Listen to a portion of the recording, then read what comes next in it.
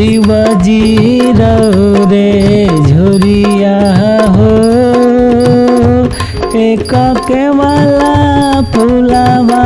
गम गम करइत रे झुरिया हो शिवजी रे झुरिया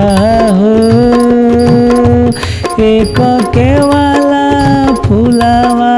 गम गम करइत रे झुरिया हो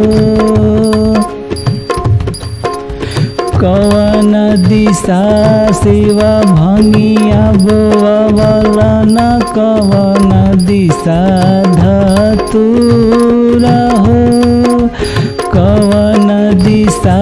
शिव भंगिया बोवलन कवन दिशा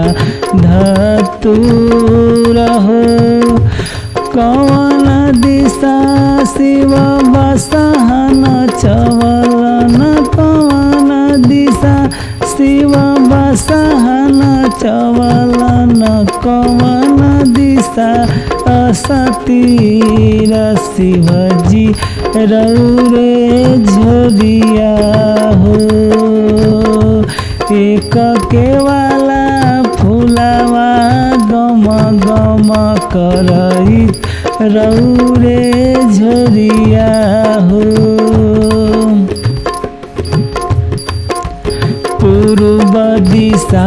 शिव भंगिया बोवलन दक्षिण दिशा धतूरा हो पूर्व दिशा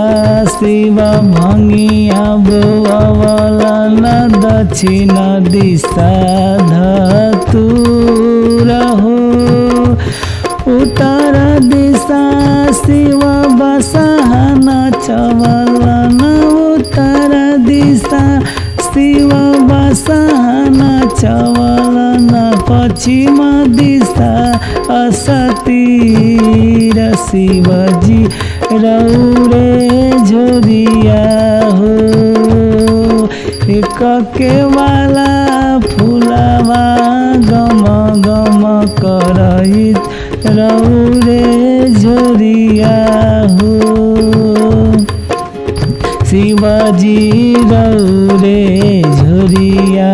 हो केवला फुलावा गम गम करइत रे झुरिया हो शिवजी रे झुरिया हो।